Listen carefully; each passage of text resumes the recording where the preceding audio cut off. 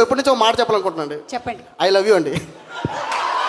వాడెవడో సుమగారికి love you చెప్పాడు. మాదాపూర్ వెళ్ళాల్సిన వాడిని అటు మణికొండ వెళ్ళి తిరిగి మళ్ళీ రివర్స్ అయ్యి ఇటు వచ్చారు. ఎందుకంటే రాజీవ్ కనకాల గారే ధైర్యం చేయరు సుమగారికి చెప్పడానికి.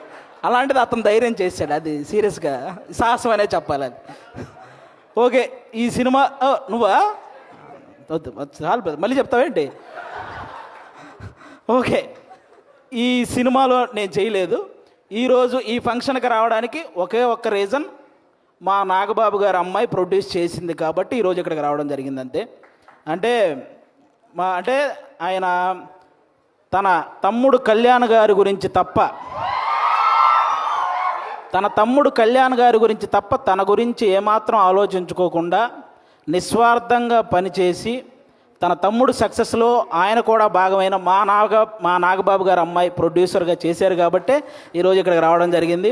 అంటే మెగా ఫ్యామిలీ అనగానే వాళ్ళని చూస్తే చాలు అనే ఫీల్ ఉన్న మాలాంటి చిన్న చిన్న ఆర్టిస్టులకి నాగబాబు గారు మా అమ్మలందరినీ దగ్గర కూర్చోబెట్టుకొని ఆయన చేతులతో అన్నం కలిపి తినిపించిన రోజులు ఉన్నాయి. అలాంటి మా నాగబాబు గారు అమ్మాయి ప్రొడ్యూసర్గా చేసింది కాబట్టి ఈరోజు ఇక్కడికి రావడం జరిగింది. వాళ్ళ అన్నదమ్ముల గురించి ఎవరైనా తప్పుగా మాట్లాడితే ఆయన అడ్డుగా నిలబడి నన్నేమైనా అనండి కానీ నా అన్నదమ్ముల జోలికి మాత్రం రావద్దని ఒక గోడలాగా నిలబడి ఎప్పుడు వాళ్ళని కాపాడుకుంటూ వస్తున్న మా నాగబాబు గారు అమ్మాయి ప్రొడ్యూసర్గా చేసింది కాబట్టే ఈరోజు ఇక్కడికి రావడం జరిగింది. అంటే ఎప్పుడు అన్నయ్య మంచితనం, తమ్ముడు మంచితనం ఇవే మాట్లాడుకుంటూ ఉంటాం, కానీ వాళ్ళని మాకు ఇంత దగ్గరగా చేసిన మా నాగబాబు గారి మంచితనం కూడా మీ అందరికీ తెలియాలి. అందుకే ఈరోజు ఇది చెప్తున్నాను అనమాట. ఇంకా మీ అందరికీ తెలుసు, నిహారిక గారు ఇప్పుడు కాదు, ఒక 10 years బ్యాక్ మీకు ఒక స్కిట్ చేశారు, డి వర్సెస్ జబర్దస్త్ అని. అందులో నాగబాబు గారి క్యారెక్టర్ చేశారు నిహారిక గారు.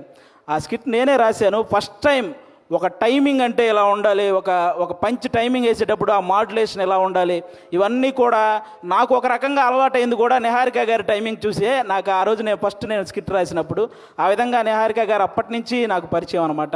అంటే నిహారిక గారు వాళ్ళ పెదనాన్నగారిలాగే కొత్త టాలెంట్ని ఎంకరేజ్ చేసే గుణం ఉంది. వాళ్ళ బాబాయ్ గారిలాగే అనుకున్నది సాధించే గుణం ఉంది. అలాగే వాళ్ళ నాన్నగారిలాగే ఎంత కష్టం వచ్చినా సరే నవ్వుతూ ముందుకెళ్ళే గుణం ఉంది. ఈ మూడు కలిపి ఉంది కాబట్టి ఈరోజు ఇలాంటి సినిమా తీయగలిగింది. అంటే ఇంకో విషయం, వాళ్ళ బాబాయ్ గారిలాగే ట్రెండ్ ఫాలో అయ్యే టైప్ కాదు, ట్రెండ్ సెట్ చేసే టైప్.